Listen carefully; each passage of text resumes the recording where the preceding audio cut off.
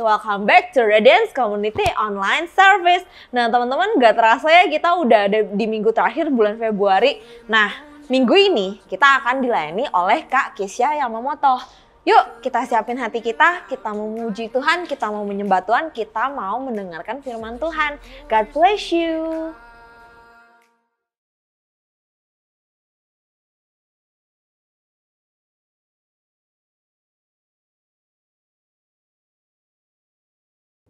Shalom semuanya. Tema edisi Voice of Pentecost hari ini adalah berjalan di dalam roh, belajar dari Filipus. Kita akan melihat contoh dan ciri-ciri orang yang hidup di dalam roh dari kehidupan Filipus yang mengalami pertumbuhan rohani oleh karena ketaatan dan kesetiaannya dalam mengikuti firman serta tuntunan Roh Kudus. Ciri pertama orang yang hidup di dalam roh adalah mereka penuh dengan hikmat. Filipus adalah salah seorang diaken yang diangkat untuk pelayanan meja. Salah satu syarat yang dibutuhkan untuk posisi tersebut adalah kepenuhan Roh Kudus, yang artinya Filipus hidup dalam kepenuhan roh pada saat itu. Hal ini penting bagi orang percaya karena orang yang dipenuhi Roh Kudus akan menjadi orang yang efektif di dalam pelayanan sesuai dengan kebutuhan yang ada. Ketika hikmat diperlukan, maka Roh Kudus akan mengaruniakan. Ketika keberanian diperlukan, hal itu pun akan disediakan. Ketika kuasa kesembuhan atau mengusir roh jahat diperlukan, maka kuasa itu juga akan dinyatakan. Ketika kita penuh dengan hikmat, Roh Kudus akan menuntun dan membimbing kita sehingga apapun yang kita perbuat akan dibuatnya berhasil dan sesuai dengan rencananya. Ciri kedua orang yang hidup di dalam roh adalah mereka memberitakan Injil dengan kuasa. Setelah Stefanus dirajam oleh orang-orang di Yerusalem, aniaya yang lebih luas mulai terjadi di kalangan murid-murid Tuhan Yesus. Dan banyak dari mereka yang melarikan diri keluar Yerusalem, termasuk Filipus. Kisah para Rasul 8 ayat 5 menceritakan bagaimana Filipus pergi ke suatu kota di Samaria untuk memberitakan Injil di sana. Saya percaya karena Filipus bergaul karib dengan Tuhan, dia terus merasakan dorongan dari Roh Kudus untuk memberitakan keselamatan bagi orang lain di setiap kesempatan yang ada. Hal tersebut merupakan karya Roh Kudus dalam hati orang percaya. Singkat cerita, orang-orang di Samaria percaya kepada berita yang disampaikan oleh Filipus. Mereka membuka hati dan Roh Kudus pun bekerja dan menjamah setiap orang yang mendengar hingga hati mereka berbalik kepada Tuhan. Dalam pemberitaan Injil itu, juga terjadi manifestasi kuasa Allah dengan kesembuhan dan kelepasan yang luar biasa. Banyak orang dilepaskan dari roh-roh jahat dan disembuhkan, termasuk yang lumpuh dan timpang. Kuasa Roh Kudus dinyatakan secara luar biasa. Hal ini menggenapi apa yang Tuhan Yesus katakan bahwa tanda-tanda heran dan mujizat akan terjadi di dalam pelayanan murid-murid Tuhan Yesus. Melalui kejadian ini, kita bisa melihat bahwa Filipus yang bergaul intim dengan Tuhan dipakai menjadi alat Tuhan yang efektif dalam membawa Injil keselamatan. Kuasa Tuhan sungguh dinyatakan bagi orang-orang yang bergaul intim dengan Roh Kudus. Ciri ketiga orang yang hidup di dalam roh adalah mereka mentaati Tuhan dengan segenap hati. Suatu hari ketika Filipus sedang di tengah pelayanan yang terus berkembang di Samaria, Tuhan mengutus satu malaikat untuk membawa pesan untuk dia. Kisah para Rasul 8 ayat 26 berkata, "Kemudian berkatalah seorang malaikat Tuhan kepada Filipus. Katanya, bangunlah dan berangkatlah ke sebelah selatan, menurut jalan yang turun dari Yerusalem ke Gaza. Jalan itu jalan yang sunyi." Dibutuhkan ketaatan yang besar untuk melakukan perintah Tuhan dengan kondisi seperti Filipus pada waktu itu. Filipus bisa saja berpikir bahwa pelayanannya masih sangat dibutuhkan di Samaria, atau belum ada orang lain yang bisa menggantikannya untuk melayani di sana. Namun, Filipus memilih untuk taat dan pergi ke tempat di mana Tuhan memerintahkan. Tanpa diketahuinya, ternyata saat itu ada seorang bendahara kerajaan dari Ethiopia yang sedang dalam perjalanan pulang ke negaranya.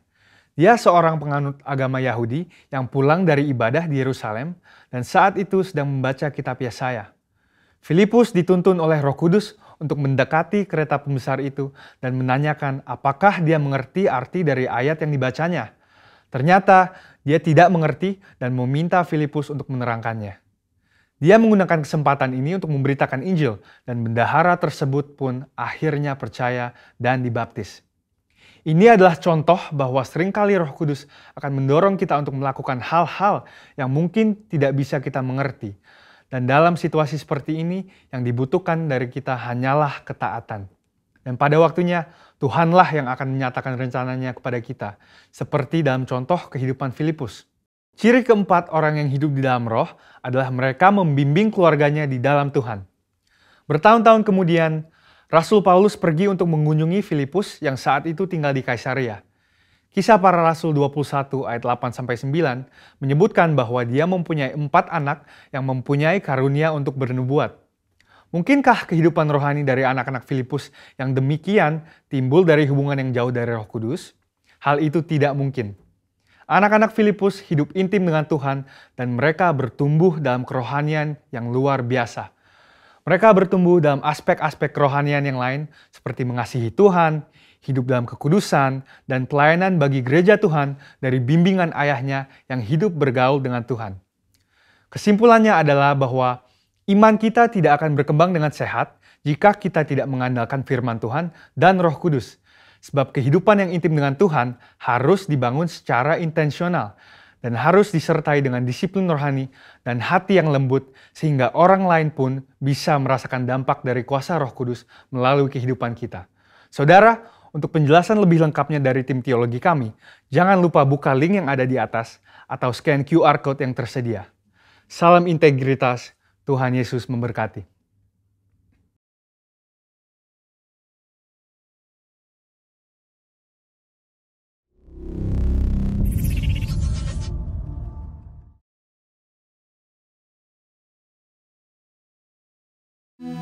Shalom Radiance. Senang banget siang hari ini kita bisa kumpul lagi. Walaupun kita masih online, aku percaya bahwa Tuhan tetap hadir di tengah-tengah setiap kita. Amin. Mari teman-teman kita siapkan hati kita datang sama Tuhan. Bapa, terima kasih Tuhan buat kasih setiamu yang gak pernah berakhir dalam kehidupan kami.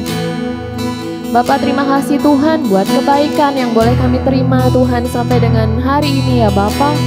Kami percaya Tuhan itu semua karena kasih-Mu Tuhan, semua karena kemauan Engkau Tuhan, karena Engkau ingin memberikan yang terbaik buat setiap kami. Dan kami mengucap syukur ya Bapak.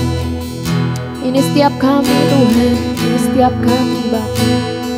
Terima kasih Tuhan, terima kasih Yesus. Engkau Bapa yang baik, Engkau Bapa yang setia. Kami bersyukur Tuhan, kami memuji-Mu, kami menyembah-Mu Tuhan dengan segenap hati kami, karena kami rindukan Engkau, kami inginkan Engkau Tuhan.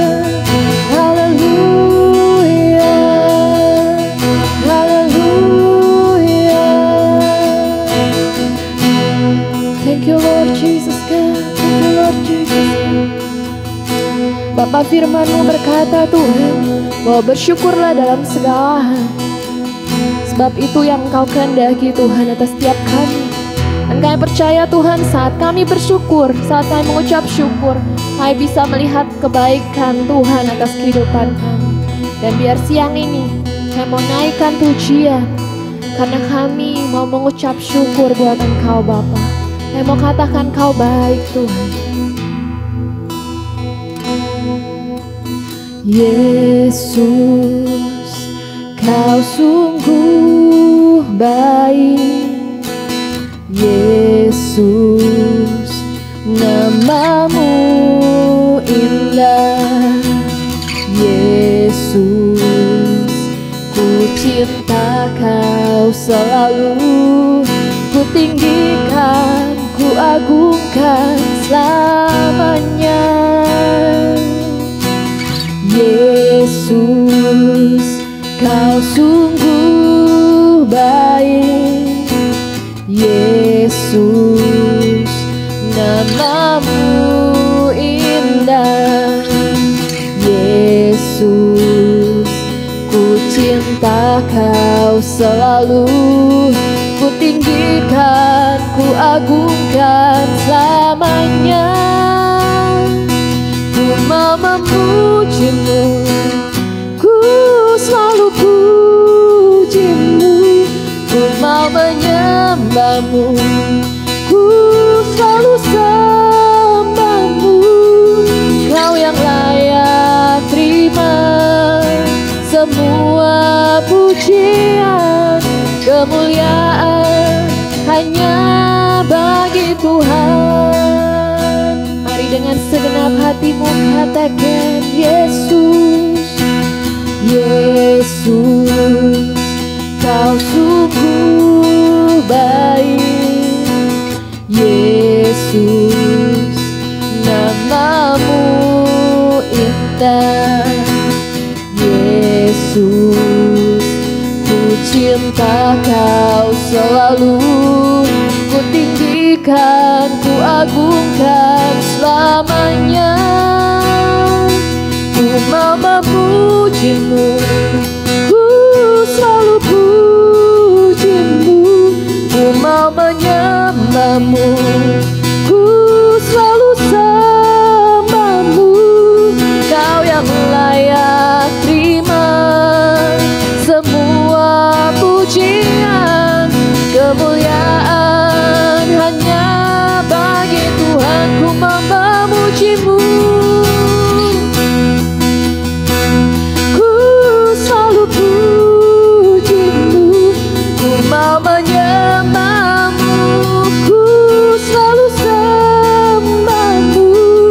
Kau yang layak terima semua pujian, kemuliaan hanya bagi Tuhan. Mari kita sembah Dia teman-teman.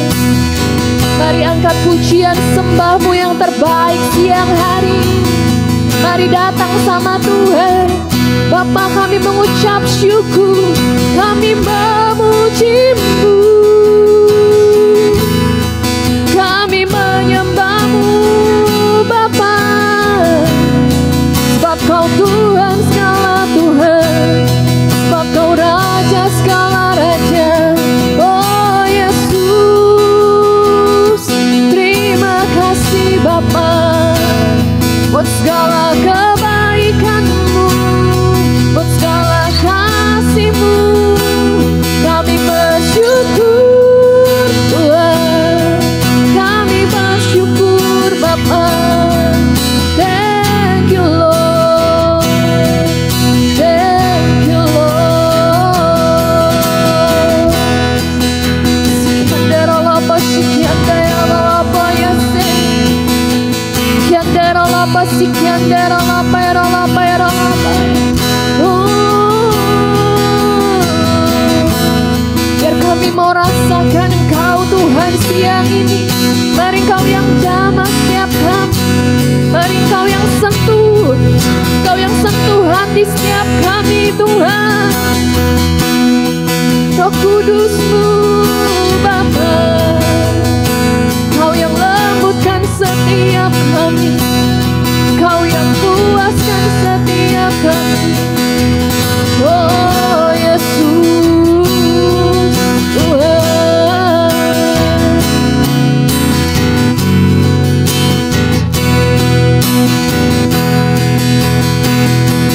semua kemuliaan dan keagungan tertuju padamu Tuhan dan Rajaku.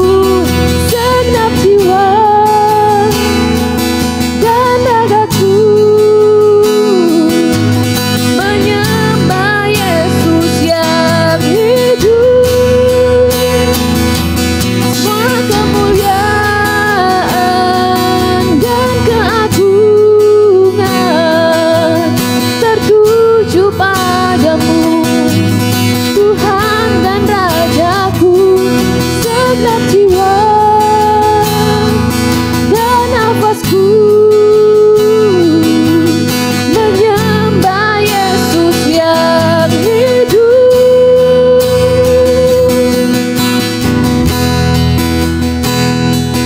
Ku mau memujimu, ku selalu pujimu.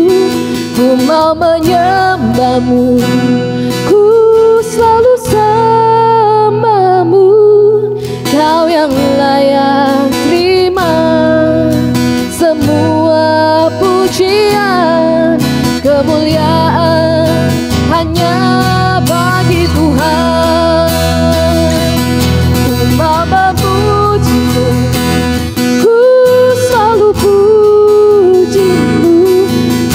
menyembahmu, ku selalu sembahmu. Kau yang layak terima semua pujian, kemuliaan hanya bagi Tuhan. Sebab Kau yang layak, Kau yang layak terima semua pujian, kemuliaan hanya bagi Tuhan. Hanya Kau yang layak terima semua pujian, kemuliaan hanya bagi Tuhan. Mari beri sorak-sorai buat Tuhan, mari tinggikan Tuhan. Haleluya, haleluya Bapa. We worship you, oh Lord. Thank you Jesus, thank you Jesus, thank you Jesus. Bapa, terima kasih Tuhan, terima kasih Yesus. Biar Tuhan kami mau siapkan hati yang terbaik Tuhan. Kami percaya Tuhan bahwa siang ini Tuhan kami boleh terima berkat yang baru. Kami boleh terima kekuatan yang baru yang dari Tuhan.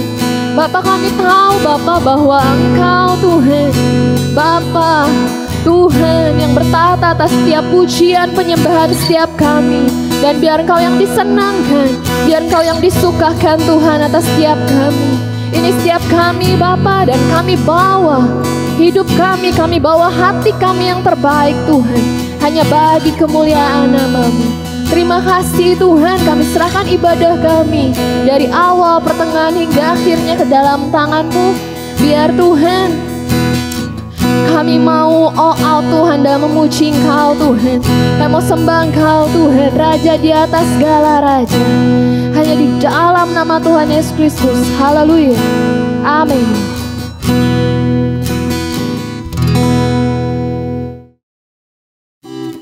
Ada sukacita siang hari ini, amin. Mari teman-teman kita sama-sama nyanyikan lagu ini. Kita mau katakan bahwa kita punya Tuhan yang ajaib. Yeay.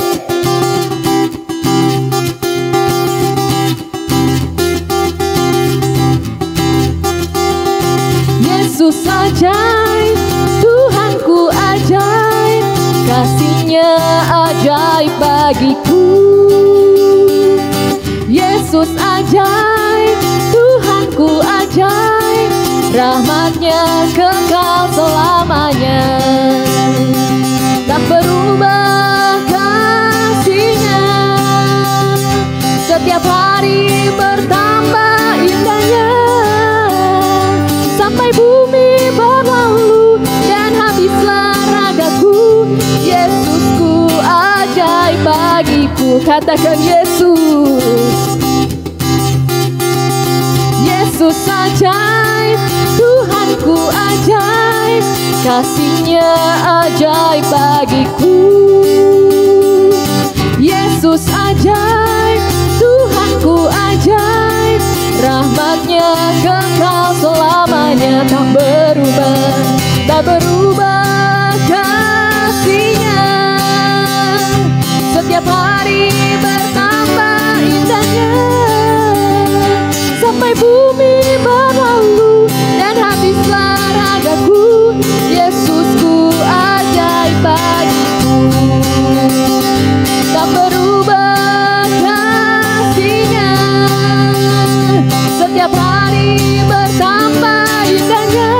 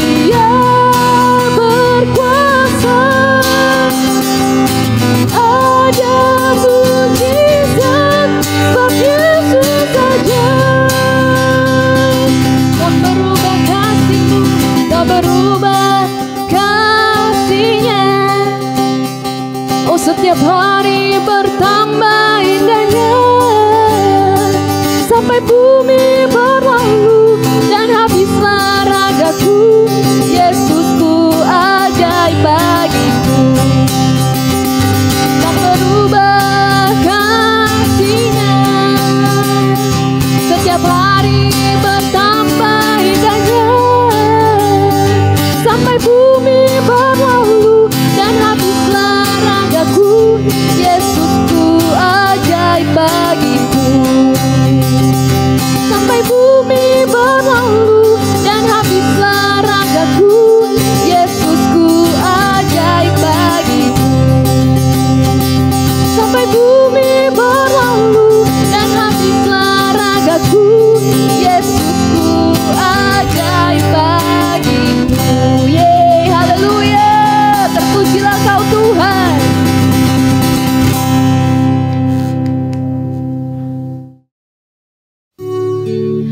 Mari teman-teman, kita siapkan hati kita untuk kita terima firman Tuhan siang ini. Mari buka hatimu dan biar kita siapkan telinga dan hati seorang murid yang dengar-dengaran akan firman Tuhan. Thank you Lord Jesus. Thank you Lord Jesus. Haleluya Tuhan. Kau alasan di dalam hidupku untuk berserah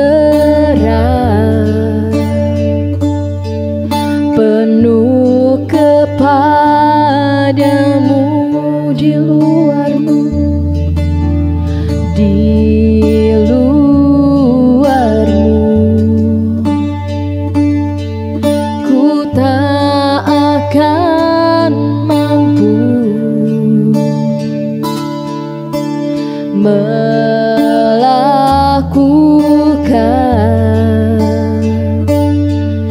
semua kehendak-Mu. Yesus penolongku, ku cari wajah-Mu.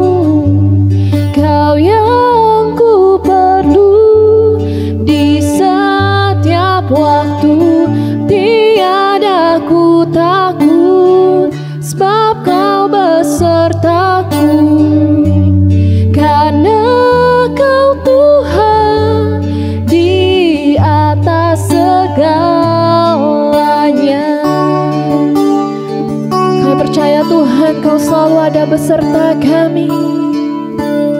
Meski harus ku lewati lembah, namun Engkau tak lepaskan aku. Yesus penolongku, ku cari wajah-Mu. Kau yang ku perlu di setiap waktu. Tiada ku takut, sebab Kau besertaku. Karena Kau Tuhan di atas segalanya. Yesus penolongku, ku cari wajah-Mu. Di setiap waktu tiada ku takut, sebab Kau besertaku. Karena Kau Tuhan di atas segalanya. Mari angkat sembah-Mu, mari puji Tuhan. Mari katakan dan deklarasikan bahwa hanya Engkau Tuhan Yesus penolong setiap kami. Bapa, kami percaya, Bapa, kami berseru, sebab Engkau yang beserta kami Tuhan. Sebab Engkau yang berjalan bersama dengan kami. Kau gak pernah lepaskan setiap kami Tuhan. Kami bersyukur karena kami punya Bapa yang baik. Kau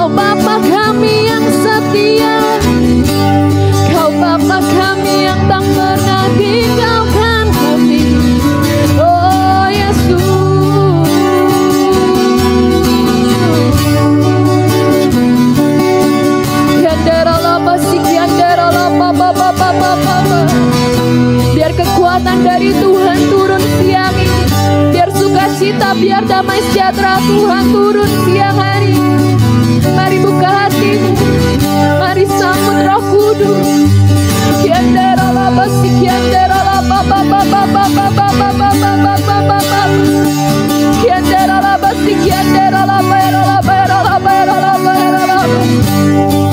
Biar setiap yang letih lesu, setiap yang berbeban berat, Kau yang memberikan kekuatan, Kau yang memberikan pengharapan yang baru di dalam nama Yesus.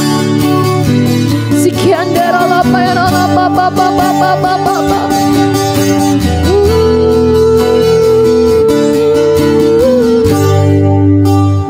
Mari angkat tanganmu dan sama-sama katakan,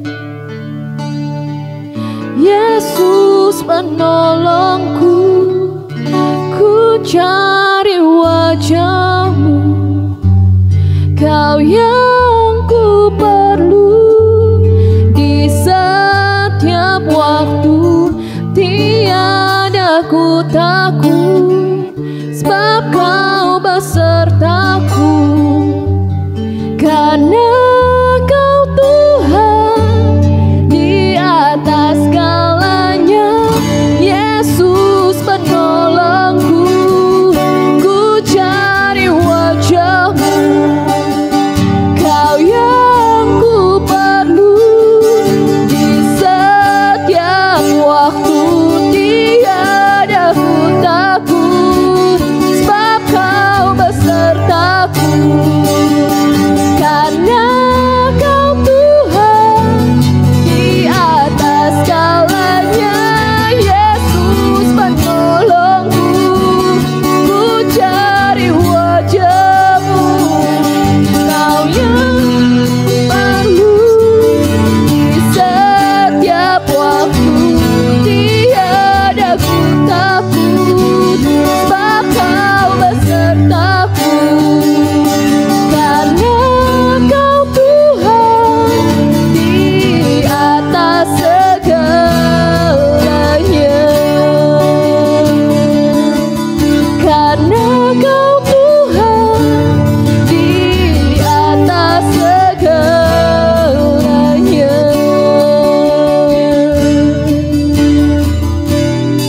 Thank you Jesus Lord, thank you Jesus. Bapak terima kasih Tuhan, Engkau Tuhan yang ada selalu buat setiap kami. Tuhan, kami mengucap syukur Bapa. Kami tahu kami gak pernah sendiri Tuhan, sebab Engkau yang berjalan bersama dengan kami Tuhan. Kami gak akan takut, kami gak akan khawatir Tuhan, sebab Engkau yang pegang tangan setiap kami. Bapak terima kasih Tuhan, biar setiap pujian, penyembahan yang kami naikkan itu boleh menjadi sukacita, biar menjadi kesenangan Engkau Tuhan atas setiap kami ya Bapa. Tuhan saat ini Bapa, kami mau buka hati kami siap untuk diajar. Biar ya Tuhan Kau yang memberkati hamba-Mu yang akan menyampaikan firman-Mu Tuhan. Biar ya Bapa, kami mau menjadi murid-murid-Mu yang taat Tuhan. Kami gak sekedar menjadi pendengar, tapi kami menjadi pelaku-pelaku firman-Mu. Terima kasih Bapa yang baik. Hanya di dalam nama-Mu kami sudah berdoa dan ucap syukur. Haleluya. Amin. Bersyukur karena kebaikan dan anugerah Tuhan di dalam kehidupan kami, sehingga kami boleh ada dan kami boleh mengikuti ibadah saat siang hari ini Tuhan. Kami mengucap syukur karena Tuhan baik, dan karena kebaikan anugerah Tuhan kami boleh ada. Kami mau dengar firman-Mu, biar Engkau yang memberikan kami hikmat, pengertian, hati yang sungguh-sungguh, hati yang mau mendengar, telinga yang mau mendengar, untuk kami boleh belajar kebenaran firman, dan kami boleh menjadi pelaku setelah kami selesai mendengar firman. Urapi hamba-Mu, urapi kami semua, sehingga kami boleh diberkati dengan kebenaran firman. Hanya di dalam nama Tuhan Yesus Kristus kami berdoa dan bersyukur. Amin. Shalom Radiance, bersyukur bisa kembali untuk melayani teman-teman semua. Selamat tahun baru ya, kita ketemu lagi di tahun yang baru, dan hari ini masih di dalam bulan Februari, hari yang terakhir di bulan ini, dan saya mendapatkan tema tentang relationship. Nah, biasanya kalau Februari itu membahas tentang pasangan gitu ya, karena Valentine gitu kalau Februari, dan yang berkaitan dengan relationship dengan manusia gitu. Tapi hari ini saya mau menyampaikan sesuatu yang lain, yaitu berkaitan dengan keluarga. Tapi teman-teman tidak perlu khawatir dulu, ini bukan pendidikan pranikah gitu ya. Tapi ini berlaku untuk teman-teman termasuk yang masih single, teman-teman yang belum punya pasangan, bahkan yang masih jomblo. Don't worry, ini semua buat kita semua supaya kita belajar tentang kebenaran firman. Nah, sebelum saya masuk ke dalam kebenaran firman, saya mau kasih tahu Anda dulu sebuah fakta di dalam Alkitab bahwa ada banyak sekali tokoh-tokoh ternama, orang-orang hebat, orang-orang terkenal. Mereka background keluarganya adalah dari keluarga yang rusak. Saya kasih contoh, Abraham. Kita melihat Abraham itu bapak orang beriman, orang yang sangat hebat, orang yang takut Tuhan. Yes, itu nggak salah. Tapi kalau kita mau lihat sisi keluarganya, dia tidak mengakui istrinya, terlepas apapun alasannya ya, karena dia takut, karena memang supaya aman dan segala macam, whatever alasannya. Tapi Abraham tidak mengakui istrinya dan 2 kali dia melakukan itu. Bayangin sudah menikah dan tidak diakui sampai istrinya ini diambil menjadi istri oleh raja dari wilayah yang dia lewati. Anda bayangkan kalau Anda sudah menikah dan Anda nggak mengakui pasangan, apa yang menjadi perasaan pasangan Anda dan apakah Anda akan biarin pasangan Anda menikah dengan orang lain? Itu yang pertama, Abraham. Yang kedua, Musa. Anda kalau baca Alkitab ngerti ya kasusnya pengantin darah. Tuhan marah bahkan hampir bunuh Musa karena Musa mengajar bangsa Israel tentang sunat tapi anaknya sendiri tidak disunat. Bersyukur dia punya istri yang baik, Sipora, yang dia akhirnya menyunat anaknya dan memberikan darah dari kulit katan anaknya. Akhirnya Musa tidak jadi dibunuh. Siapa lagi yang ada di Alkitab? Daud. Daud itu punya keluarga yang berantakan, Bapak Ibu. Anaknya bunuh-bunuhan. Salomo jatuh di dalam perempuan gitu. Karena apa? Terlalu banyak hidup dengan perempuan. Samson misalnya. Samson itu adalah seorang hakim. Dia adalah seorang nazir Allah, ditetapkan sebagai hakim Israel, tapi dia lemah dengan wanita. Kita tahu histori keluarganya, bahkan istrinya sendiri yang menyerahkan dia karena memberitahu rahasia dari mana kekuatannya berasal sebagai nazir Allah. Yakub sama, Yakub itu menikah dengan siapa? Dengan pencuri, Rahel. Waktu mau dibawa, waktu mau diboyong, nggak tahu gimana Rahel ambil terafim bapaknya, ditaruh, disimpan di bawah pelana. Ada banyak lagi kasus-kasus yang lain. Pilih kasih dengan anaknya dan segala macam. Banyak gitu. Tapi kita melihat bahwa meskipun keluarga mereka berantakan, meskipun keluarga mereka rusak, tapi toh Tuhan ada di dalam hidup mereka, Tuhan ada berperkara dengan mereka. Dan hal yang sama itu berlaku untuk teman-teman dan juga saya. Meskipun mungkin kita mengalami keluarga yang berantakan, kita mungkin berasal dari keluarga yang broken home, atau mungkin kita lahir dari keluarga yang tidak lengkap, atau mungkin bahkan dari hubungan pranikah gitu yang tidak menikah, atau mungkin kita sudah nggak punya orang tua dari sejak kecil. Apapun kondisi damage, kehancuran di dalam keluarga kita saat ini tidak menjadikan kita seseorang yang tidak layak di hadapan Tuhan. Serusak apapun keluarga kita, serusak apapun keadaan di dalam rumah kita hari ini, saya mau katakan buat kita semua, Tuhan mau berperkara buat kita semua, buat teman-teman dan juga buat saya. Tuhan bisa memulihkan semuanya. Dan ini yang kita akan belajar. Kenapa saya mengambil tema relationship di dalam family ini? Karena family adalah sebuah pondasi yang sangat-sangat penting. Seringkali orang berkata bahwa family is number one gitu. Tidak terlalu salah, tapi hari ini kita mau berkaca dari kebenaran firman. Saya akan sampaikan buat kita semua supaya kita bisa melihat dari perspektif yang berbeda. Dan kita sebagai anak-anak muda, waktu kita paham ini, kita lakukan ini, kita tidak misunderstanding, maka kita akan bisa menghidupi yang benar sesuai standar firman. Dan pada saat nanti misalnya teman-teman yang single masuk ke dalam kehidupan rumah tangga, masuk ke dalam pernikahan, teman-teman bisa meminimalisir kehancuran itu. Mungkin background kita hancur, tapi jangan sampai pada saat berumah tangga juga akan hancur. Atau mungkin teman-teman yang sekarang ada di dalam keretakan, yang sudah menikah mungkin, atau dalam menjelang pernikahan, in relationship. Kalau belajar yang benar, kita akan bisa meminimalkan potensi kerusakan. Atau kalau misalnya sudah terlanjur rusak, mungkin ada teman-teman yang menikah usia muda lalu divorce karena satu dan yang lain hal. Percayalah, terlepas meskipun Anda single mom, Anda single dad gitu ya, Tuhan bisa pulihkan keadaan kita. Nah, hari ini saya mau share gitu. Bagaimana sih caranya supaya kita itu memiliki keluarga yang ada di dalam perkenanan Tuhan. Bagaimana sih kita membawa keluarga kita itu ke dalam satu kondisi yang dipulihkan oleh Tuhan. Sehingga ketika kita menjalani hari-hari kita di dalam rumah, di dalam keluarga kita saat ini, terlepas kita sebagai anak, sebagai suami, sebagai istri, sebagai orang tua bahkan, kita akan bisa melakukan yang benar. Nah, saya bacakan Alkitab, teman-teman bisa lihat di Alkitab masing-masing ya. Kita baca sama-sama dari kitab Ulangan. Saya bacakan Ulangan 6 mulai ayat 5 sampai ayat 13 ya. Teman-teman bisa simak. Kasihilah Tuhan Allahmu dengan segenap hatimu dan dengan segenap jiwamu dan dengan segenap kekuatanmu. Apa yang kuperintahkan kepadamu pada hari ini haruslah engkau perhatikan. Haruslah engkau mengajarkan berulang-ulang kepada anak-anakmu dan membicarakannya apabila engkau duduk di rumahmu, apabila engkau sedang dalam perjalanan, apabila engkau berbaring dan apabila engkau bangun. Haruslah juga engkau mengikatkannya sebagai tanda pada tanganmu dan haruslah itu menjadi lambang di dahimu. Dan haruslah engkau menuliskannya pada tiang pintu rumahmu dan pada pintu gerbangmu. Maka apabila Tuhan Allahmu telah membawa engkau masuk ke negeri yang dijanjikannya dengan sumpah kepada nenek moyangmu, yakni Abraham, Ishak dan Yakub, untuk memberikan kepadamu kota-kota yang besar dan baik yang tidak kau dirikan, rumah-rumah penuh berisi berbagai-bagai barang baik yang tidak kau isi, sumur-sumur yang tidak kau gali, kebun-kebun anggur dan kebun-kebun zaitun yang tidak kau tanami, dan apabila engkau sudah makan dengan kenyang, maka perhatikan kalimat ini, berhati-hatilah supaya jangan engkau melupakan Tuhan yang telah membawa kamu keluar dari tanah Mesir, dari rumah perbudakan. Engkau harus takut akan Tuhan Allahmu, kepada Dia haruslah engkau beribadah, dan demi namanya haruslah engkau bersumpah. Dari ayat ini ada 3 formula yang kita bisa terapin di dalam kehidupan kita untuk kita memiliki keluarga yang utuh, keluarga yang dipulihkan di dalam perkenanan Tuhan.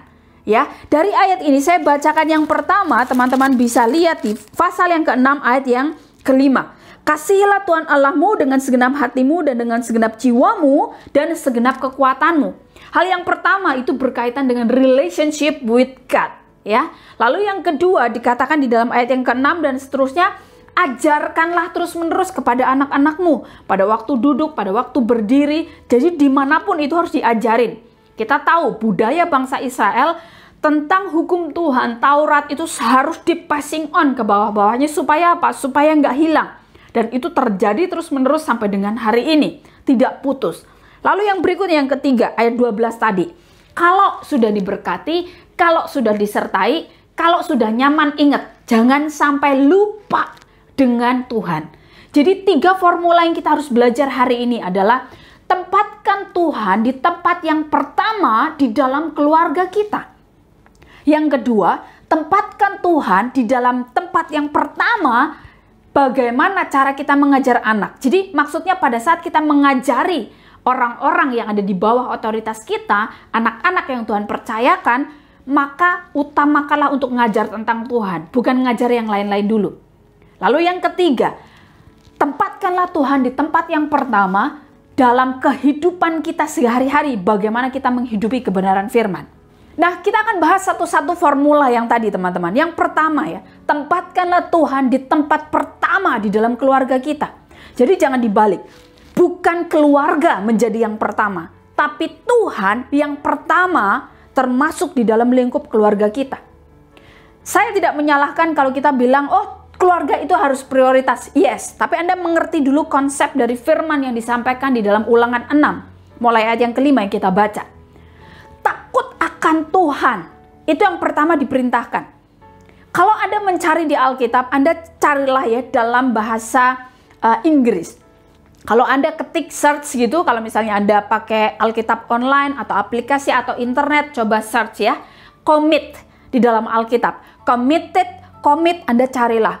Anda tidak akan menjumpai komitlah, berkomitmenlah kepada keluargamu. Tidak ada. Semua semuanya bicara tentang komitmen kepada Tuhan. Jadi pada saat kita hidup, mau benar menghidupi firman, hal yang pertama yang kita harus beresin adalah tempatkan Tuhan di dalam tempat yang pertama di dalam keluarga kita. Jadi bukan keluarga dulu baru Tuhan, tapi harus Tuhan dulu. Pada saat Tuhan ada di tempat yang pertama, maka nanti kita akan lihat.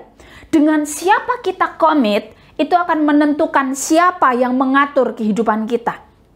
Misalnya, kalau kita komit, misalnya nih kalau lagi pacaran kan komitmen ya sama pasangannya gitu kan. Misal saya pacaran gitu sama cowok. Lalu saya komitmen dong sama dia, saya nggak mungkin sama yang lain-lain. Pasti saya akan sedikit banyak diatur. Dalam artian misal, oh tidurnya jangan terlalu malam. Oh jangan pakai baju yang misalnya nggak sopan gitu kan. Jangan sampai anggota tubuh-tubuh tertentu itu dilihat sama laki-laki lain. Misalnya seperti itu. Lalu ada lagi tidak boleh boncengan sama orang gitu. Itu aturan-aturan simple yang misalnya kalau anak muda itu suka jalani pada saat mereka di dalam relationship awal-awal. Nah, karena apa? Karena memang komit dengan orang ini. Otomatis orang ini akan mengatur sedikit banyak di dalam kehidupan kita dan kita akan ngikut.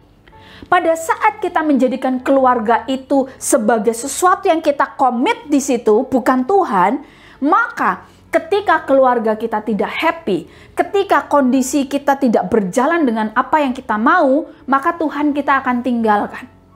Sebagai contoh, kalau kita menempatkan keluarga kita itu di tempat yang pertama, prioritas kita ini adalah keluarga, sementara Tuhan itu bukan yang pertama. Pada saat misal kehilangan orang tua yang sangat kita sayangi atau kehilangan anak yang sangat kita kasihi, kita bisa marah dengan Tuhan. Karena Tuhan bukan di tempat pertama, tapi keluarga yang kita komit pertama. Atau contoh lain, ini pernah terjadi di tempat kami. Ada seorang anak tunggal, dia sangat disayang, sangat dimanja dan selalu yes. Dia tidak pernah mendapat kata no dari orang tuanya. Satu ketika di sekolah minggu dia melakukan tindakan yang tidak baik gitu ke temannya. Dia pukul temannya sesama anak sekolah minggu. Sebagai seorang guru-guru yang ada di tempat kami otomatis kan belajar mendidik yang benar. Yang namanya anak kalau pukul temannya maka harus diajar. Mempraktekkan kebenaran firman. Apa? Akui, say sorry sama anak yang dipukul. Lalu anak yang dipukul ini juga dipisahin untuk diajar tentang pengampunan. Dimaafin ya temennya, diampuni ya, belajar melepaskan pengampunan. Dan apa yang terjadi? Si anak yang dimanja ini, dia tidak mau minta maaf. Sudah diajar, sudah dibujuk berkali-kali, dia tidak mau. Akhirnya apa? Salah satu seorang guru mempanis dia, taruh di pojokan ruang sekolah minggu sambil ditemani, sambil diajarin. Tapi anak ini nggak peduli. Dia nggak apa-apa ada di pojokan gitu ya, di time out gitu. Lalu tunggu aja sampai jam sekolah minggu selesai. Setelah selesai, ya otomatis udah selesai. Dia kabur keluar dari ruangan, dia ketemuin orang tuanya yang sudah selesai ibadah raya. Dan dia bilang, aku ditegur sama guru sekolah minggu. Dan apa yang terjadi teman-teman? Papa mamanya ini tidak bertanya kepada guru sekolah minggu. Kenapa anak saya ditegur? Apa yang dia lakukan? Tidak. Yang dia lakukan adalah sejak saat itu di minggu-minggu berikutnya tidak pernah datang lagi. Orang tuanya tidak pernah datang ibadah raya, anaknya tidak pernah datang ke sekolah minggu. Karena apa? Yang penting anak saya happy, saya akan cari di mana tempat anak saya bisa happy. Itu contoh kalau kita itu komitnya itu di bawah keluarga, bukan kepada Tuhan. Jadi pada saat satu kondisi keluarga kita tidak happy, kita nggak happy di dalamnya, maka Tuhan kita tinggalin. Ada berapa banyak orang yang kecewa dengan keluarganya, kemudian melakukan tindakan-tindakan yang salah, pergaulan bebas, narkoba, seks bebas, dan segala macam. Karena apa? Unhappy di dalam keluarganya, sementara selama ini merasa komit. Dan ini yang kita perlu perbaiki teman-teman. Alkitab mengatakan bahwa taatlah, takutlah Tuhan. Itu yang nomor satu. Jadi tempatkan Tuhan di tempat yang pertama. Family is not number one. God is number one. Tapi perhatikan baik-baik. Anda jangan langsung berkata, loh kok kayak gitu sih? Ini yang sesat, ini salah. Anda harus perhatikan baik-baik kalimat yang saya ucapkan. Dengan siapa kita komit, maka pribadi itulah yang akan menentukan peraturan atas hidup kita. Kalau kita komit di bawah Tuhan, kalau kita komit taat dan takutnya itu sama Tuhan, yang menjadi tempat pertama di dalam hidup kita, maka Tuhan yang akan ambil kendali, yang ambil kontrol, yang akan ngatur hidup kita. Dan apa yang Tuhan atur di dalam kehidupan rumah tangga? 1, kasihilah, kalau misalnya pernikahan gitu ya, suami kasihilah istrimu. Kalau Anda menempatkan Tuhan di tempat yang pertama, apa Anda berani untuk pukul istrimu? Kalau Tuhan di tempat pertama dan dia ambil take over di dalam peraturan hidup kita, maka kita nggak akan berani. Karena apa? Kita ngikutin hukum Tuhan. Alkitab berkata apa? Hai istri, tunduklah kepada suamimu. Kalau kita menempatkan Tuhan di tempat pertama, apa kita berani untuk ngelawan sama suami? Dalam catatan suami yang benar di dalam Tuhan. Kemudian anak-anak, hormatilah orang tuamu. Kalau kita menempatkan Tuhan di dalam tempat pertama di dalam keluarga kita, maka sesalah-salahnya orang tua, sekesel-keselnya kita sama orang tua, kita tidak akan berani untuk kurang ajar. Kita belajar untuk menjaga sikap, kita belajar untuk memberi penghormatan selayaknya kepada anak. Jadi pada saat kita menentukan Tuhan di tempat yang pertama, tepat di dalam kehidupan kita, maka dia yang akan mengatur. Kita akan dengan sangat sadar untuk mengikuti hukum-hukum yang Tuhan terapkan di dalam hidup kita. Hukum kasih, jalan. Saling menghormati, kita jalanin. Karena apa? Itu hukum yang harus kita terapkan. Jadi bukan berarti pada saat saya berkata, taruh Tuhan di tempat yang pertama, lalu berarti kita benci keluarga kita benci orang tua kita benci anak-anak kita benci saudara kita. Tidak. Tuhan berkata seperti ini. Kalau misalnya kamu mengasihi orang tua gitu ya, lebih daripada mengasihi aku, kamu nggak layak untuk kerajaan Allah. Teman-teman, ini adalah terjemahan bahasa Indonesia. Kalau kita melihat terjemahan bahasa aslinya, belajar Alkitab bahasa Ibrani, Yunani, kita akan melihat ini adalah kalimat perbandingan. Jadi bukan berarti begini, kalau misalnya kamu mencintai orang tua, tidak mencintai Tuhan, berarti kamu nggak layak, kan bukan begitu bunyinya. Maksudnya adalah kalau kamu mengasihi keluarga yang di dunia ini lebih daripada Tuhan, itu bukan berarti disuruh membenci yang ini loh, bukan. Jadi jangan diputar-putar. Kalau sebuah ayat yang kita baca itu jangan kita pelintir semau kita. Nggak boleh. Tuhan berkata pada saat kita submit kepada keluarga, tapi melebihi Tuhan, maka akan ada potensi kehancuran di situ.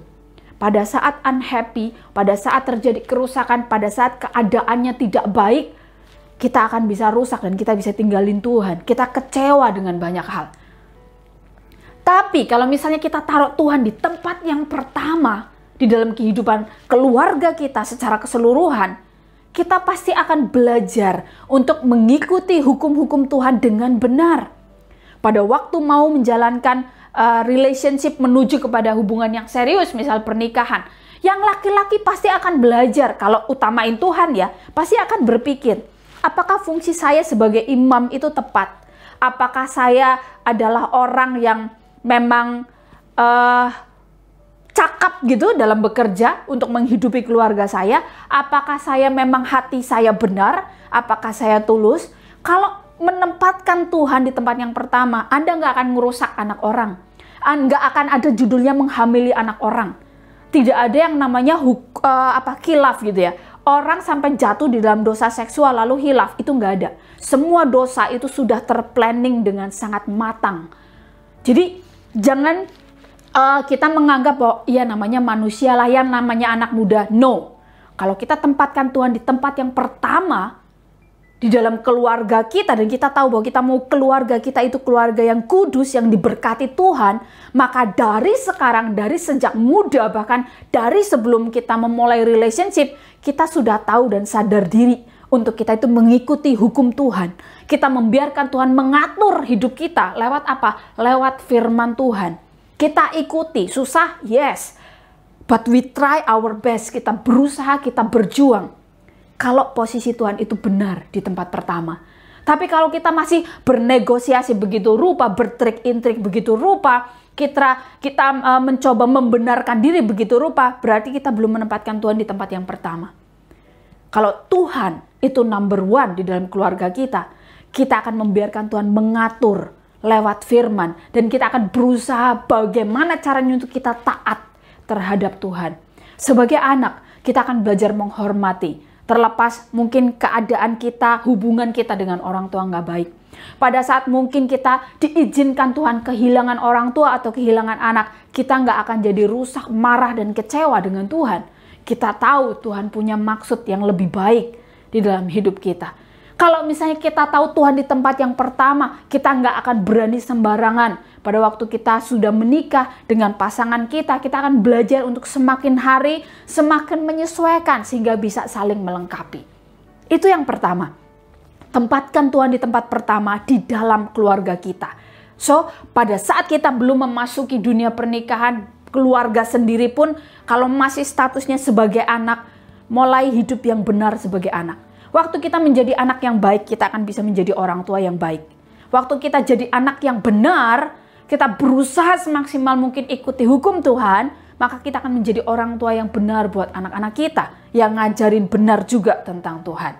Itu yang pertama. Lalu yang kedua, tadi Alkitab berkata, ajarkanlah kepada anak-anakmu di mana kamu ada, waktu berdiri, waktu duduk. Intinya adalah ajarin semuanya tentang apa yang Tuhan lakukan itu kepada anak-anakmu. Hal yang kedua, kalau kita mau keluarga kita menjadi keluarga yang dipulihkan, taruh Tuhan di tempat pertama dalam urutan bagaimana cara kita mendidik anak. Jadi, waktu kita ngajarin anak, didiklah tentang Tuhan itu pertama kali. Jangan ajarin anakmu matematik sampai otaknya jebol, tapi kita nggak pernah ajarin untuk dia baca firman. Jangan pernah ajarin anak kita eksak sampai anaknya juga muntah-muntah, kalau kita nggak pernah ajarin dia untuk cari Tuhan di dalam hidupnya. Makanya dari mana kita bisa ngajarin yang benar tentang Tuhan nanti? Kalau misalnya teman-teman belum married ya, mulai dari sekarang. Bagaimana kita mau ngajarin yang benar kalau dari masa mudanya kita juga nggak benar? Bagaimana kita mau ngajar yang sesuai Alkitab kalau di masa muda kita juga semaunya? Makanya belajarlah ngerti Tuhan, hidup yang benar sesuai hukum Tuhan mulai dari sekarang. Jadi pada saat kita nanti berumah tangga punya anak, kita ngerti fondasi yang strong itu adalah fondasi pengenalan akan Allah. Nggak salah ngajarin anak, ngelesin anak pinter gitu, hebat, nggak salah. Itu bagus kalau memang kita bisa melakukan itu. Tapi nggak ada gunanya kalau kita tidak mengajar fondasi pengenalan akan anak Allah. Kan masih kecil Kak Kes. Kan anak kecil kan nggak segitunya. Kata siapa? Teman-teman tahu di banyak sekali gereja ibadah hayut sudah tidak lagi dilakukan. Kenapa bisa seperti itu? Karena kebanyakan orang tua tidak mengajar takut Tuhan dari anak-anak. Mereka menganggap nanti gede kan tahu sendiri, nanti gede kan ambil keputusan sendiri. Kenapa nunggu besar? Kenapa kita nunggu rusak, nunggu hancur kalau memang kita bisa siapin dari awal? Saya berdoa teman-teman dan juga saya adalah generasi yang berbeda. Disebut sebagai generasi Yeremia, kita orang yang berdoa, kita orang yang all out, termasuk kita menjadi orang yang mempersiapkan diri sejak masa muda.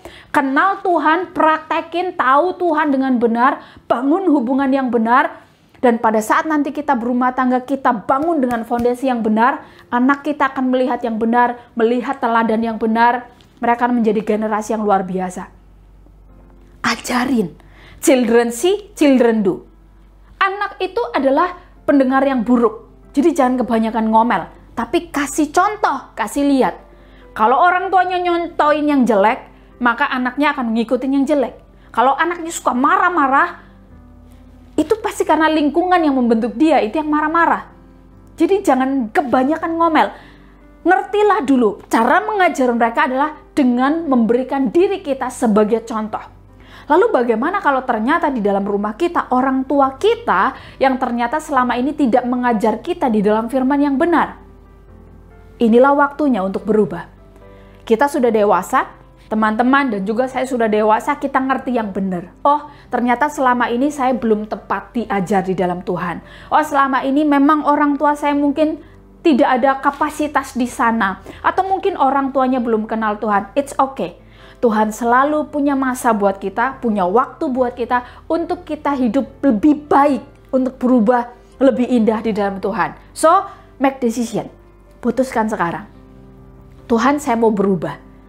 Kalau memang orang tua kita tidak mengajar yang benar selama ini, kita tidak punya figur yang mendidik, yuk mulai dari kita. Yuk kita benerin diri kita sejak masa muda kita, supaya nanti kita bisa memberikan keteladanan yang tepat buat anak-anak kita. Terlepas gak harus anak kandung, anak rohani kita ya, anak-anak yang mungkin di dalam Tuhan yang dipercayakan buat kita mentoring. Siapapun orang yang di bawah otoritas kita, kita akan bisa memberi teladan yang benar kepada mereka. Kalau hidup kita benar, tempatkan Tuhan dulu yang pertama.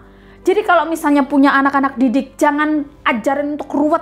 Oh, bisnis harus begini, segala macam ruwet dengan usahanya. Tapi nggak ngajarin, cari Tuhan dulu, tanya Tuhan dulu.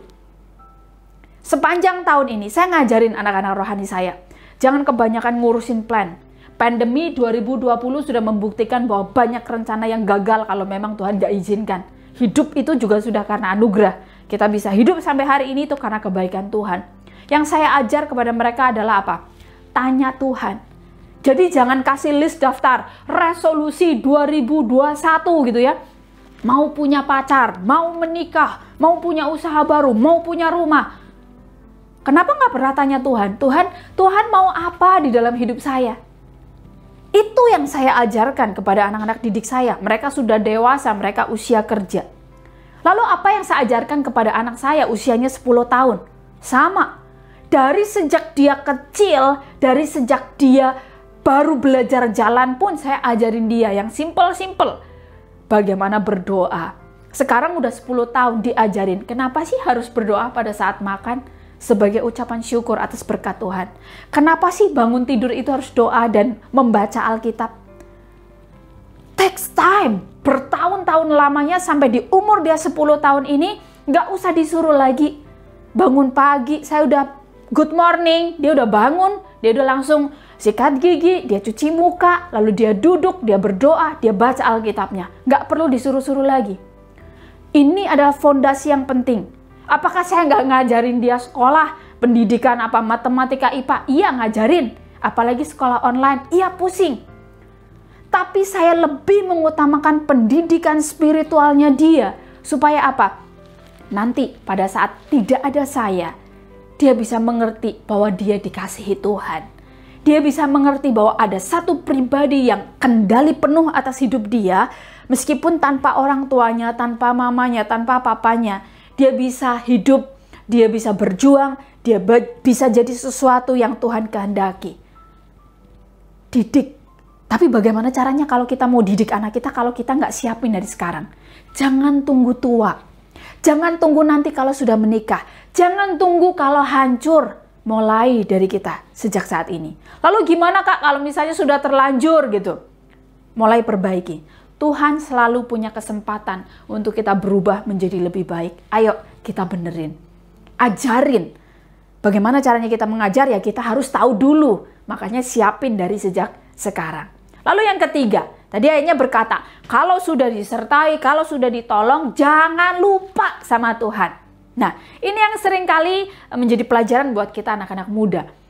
Waktu kita lagi happy gitu ya, kita fall in love gitu, kita ketemu pasangan, aduh rasanya cocok gitu, rasanya itu kalau bahasa sekarang apa ya, uwu gitu ya, uwu banget gitu.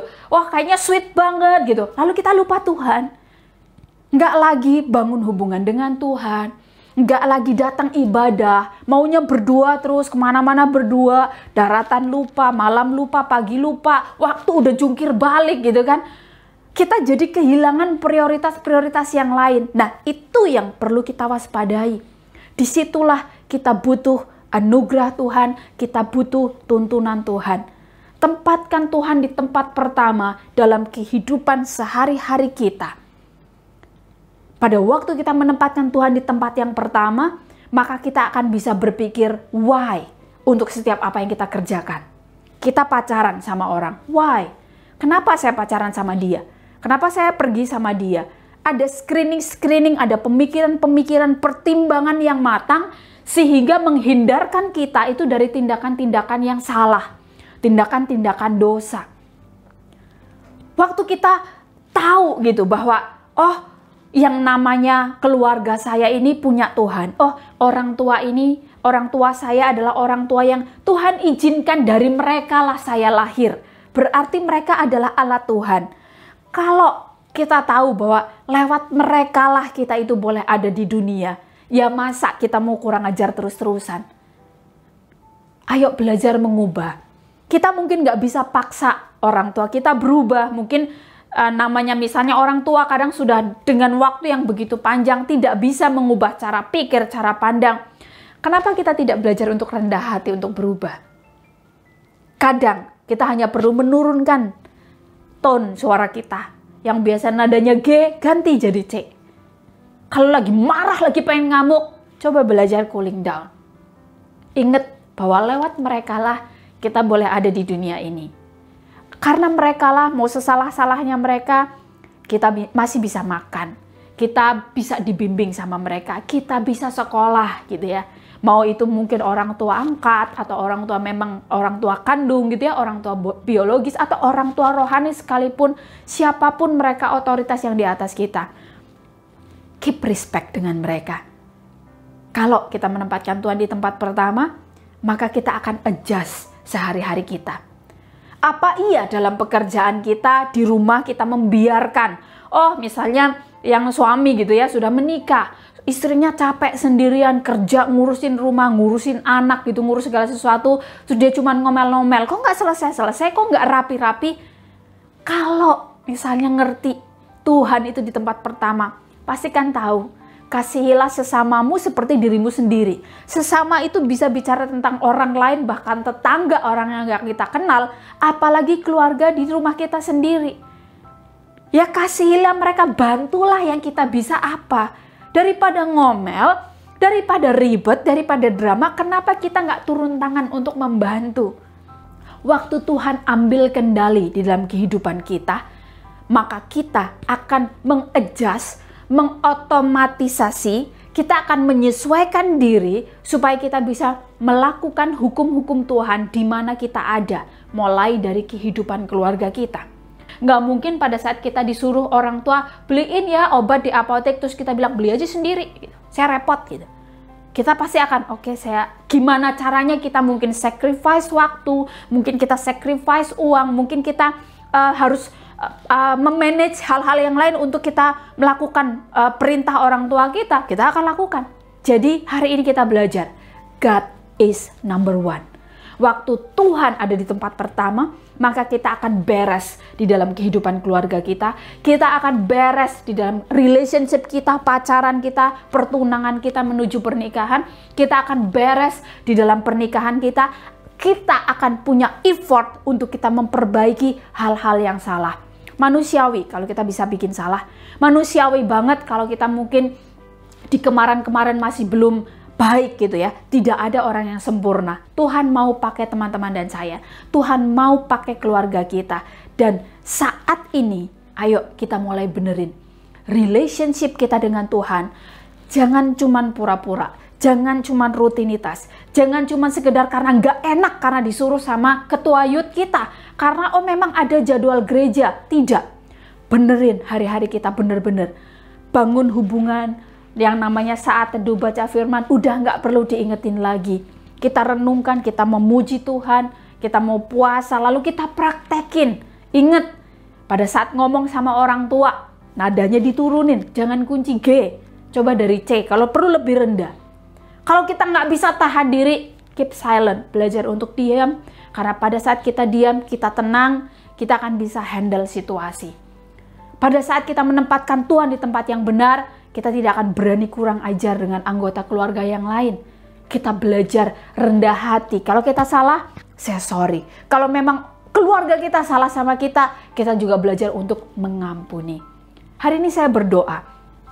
Mumpung ini masih Februari, masih belum terlambat menuju tahun-tahun yang berikutnya, bulan-bulan berikutnya di tahun ini. Ayo teman-teman kita benerin. Fondasi kita itu adalah pengenalan akan Allah. Taruh Tuhan di tempat yang pertama di dalam hidup kita semua. Waktu fondasi pengenalan Allah itu kuat, maka yang lain kita akan bisa adjust. Yang lain otomatis akan menyesuaikan sesuai dengan standar Alkitab, standar firman Tuhan yang Tuhan mau untuk kita hidupi. Tuhan Yesus memberkati. Mari kita doa sama-sama. Terima kasih Tuhan buat firman-Mu. Biar hari ini, siang ini kami boleh diingatkan, kami taruh Tuhan di tempat pertama dalam hidup kami. Biar kami mengerti pada saat kami taruh Tuhan, maka otomatis kehidupan kami akan drive untuk kami menghidupi firman yang benar. Baik di dalam kehidupan kami, relationship kami, maka kami menjadi orang yang mencerminkan orang yang takut Tuhan. Bukan orang yang sembarangan, bukan orang yang ngawur, bukan orang yang merusak, bukan orang yang suka melawan. Biar Engkau yang memberkati kami, Roh Kudus ingatkan kami untuk kami menjadi pelaku firman. Engkau memberkati Youth Radiance Tuhan, baik ketua youth juga semua teman-teman semuanya, biar kami semua boleh semakin giat untuk melayani Tuhan, mengasihi Tuhan lebih lagi, dan biar lewat kehidupan kami nama Tuhan dimuliakan. Hanya di dalam nama Tuhan Yesus Kristus kami berdoa dan mengucap syukur. Sama-sama kita katakan amin. Tuhan Yesus memberkati dan sampai jumpa di kesempatan berikutnya. Shalom. Nah, gimana sharing hari ini teman-teman? Semoga teman-teman semua terberkati ya. Buat minggu depan, kita akan mengadakan ibadah online Zoom service. Nah, jadi buat teman-teman yang mau join, silahkan catat nomor ID dan password Zoom meeting Radiance Community yang ada di bawah ini ya. Ibadahnya diadakan seperti biasa hari Minggu jam 1 siang. Nah, buat teman-teman yang mau join, teman-teman bisa join dari jam 12.45 karena roomnya akan dibuka dari pukul 12.45. Oke, jangan lupa. Nah, teman-teman, buat Unity in Prayer, kita juga mengadakan setiap hari Selasa dan Kamis jam 8 malam di Zoom ID yang sama. Oke? Nah, buat minggu ini ada yang spesial. Kita akan mengadakan podcast Radiance Community dengan tema relationship. Nah, teman-teman, biasanya kan podcast itu kita adakan di YouTube. Tapi untuk minggu ini kita akan mengadakan podcast live di IG kita radiance.community. Jadi buat teman-teman yang mau join, teman-teman tinggal join IG live kita jam 7 malam di radiance.community. Oke, jangan lupa ya. See you next time. Stay safe. Stay healthy. God bless you. Bye.